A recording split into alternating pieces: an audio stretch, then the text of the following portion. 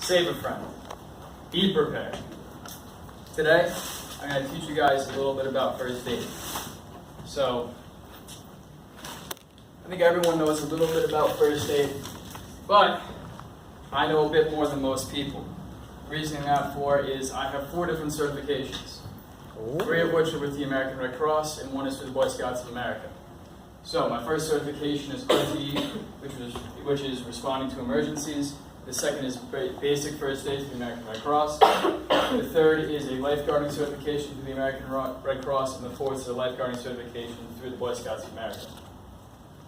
So what this means is for the past 3 years, I've been certified in all 4 of these things, and I have had a chance to use all of my skills in many different scenarios.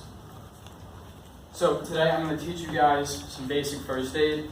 I'm going to go over cuts and scrapes. I'm also going to go into something that's a little more in-depth, which is if someone has heavy bleeding, which can be called arterial bleeding or venous bleeding, as opposed to capillary bleeding, which is a very slow type of bleeding, which is the kind you get from scraping your leg.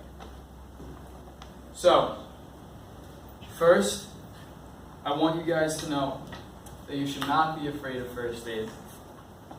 That you should know that whenever you show someone kindness, that it will never go unpaid. So, take away from what you learned today and help another person out. Be the aid. So, can I have 2 volunteers? Alright, so can I have 1 more volunteer?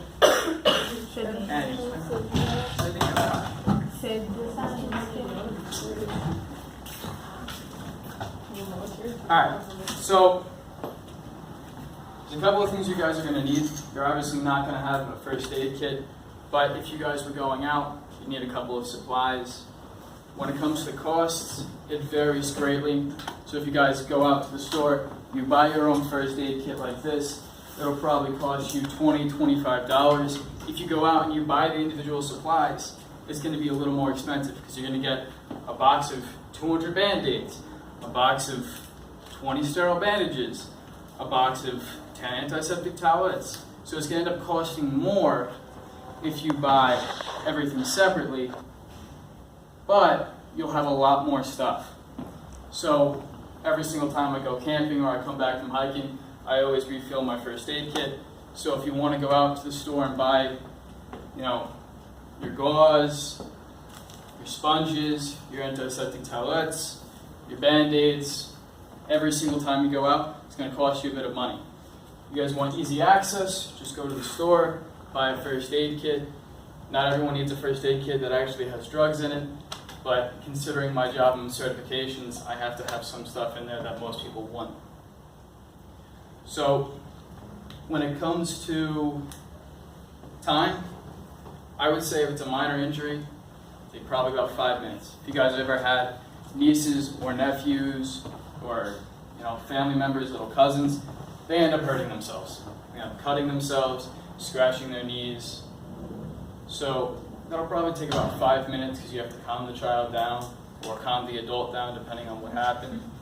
When it comes to something major, it gets a little bit harder because you're fighting against yourself. You're going to be seeing things that you don't normally see. You're going to be seeing blood. A lot of people don't like blood, so you have to get used to it.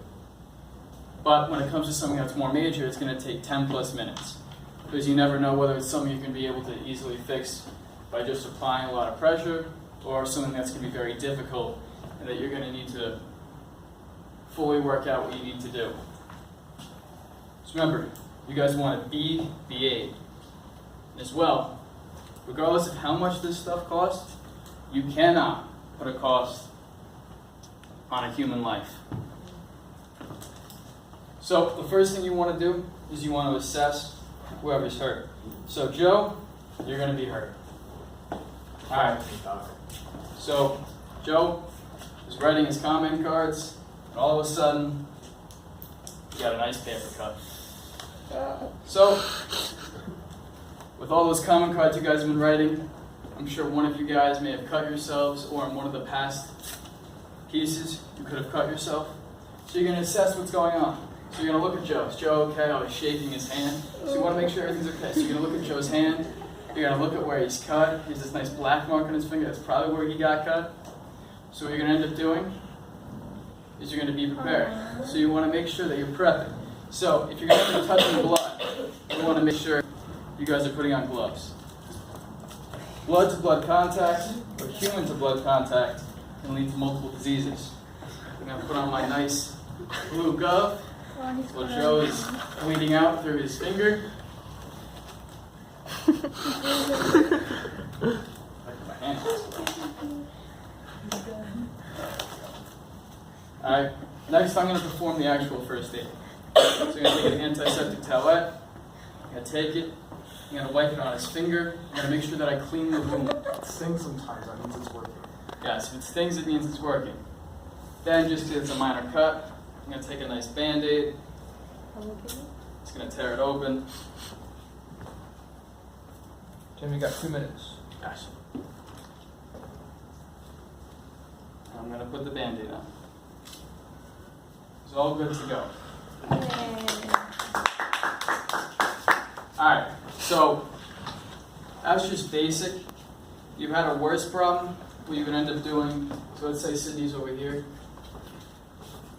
If you look at someone's arm, there's two main places where you would get a lot of bleeding. One is the wrist, and one is the elbow. This is where they actually draw blood from during a blood test or if you're donating blood. Opposed to the wrist is just some place where you can easily get cut. If you're reaching into something, you might cut yourself. So what you're going to want to do,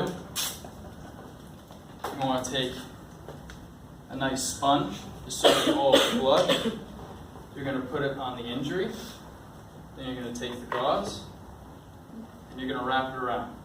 You're not going to care if the gauze touches the ground. The further you get away from the wound, the more the gauze is just acting to absorb the blood.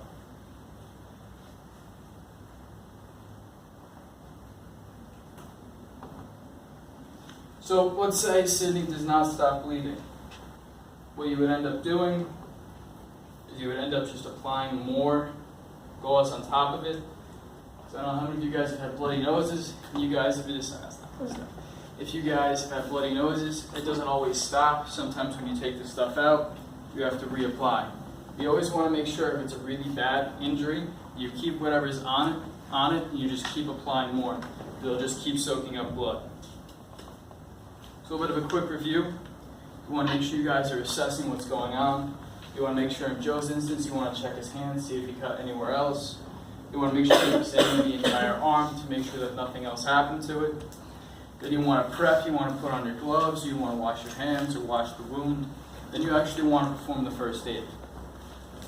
So the biggest thing I want you guys to take away from this is that each and every one of you can perform first aid, whether it's something small or something large.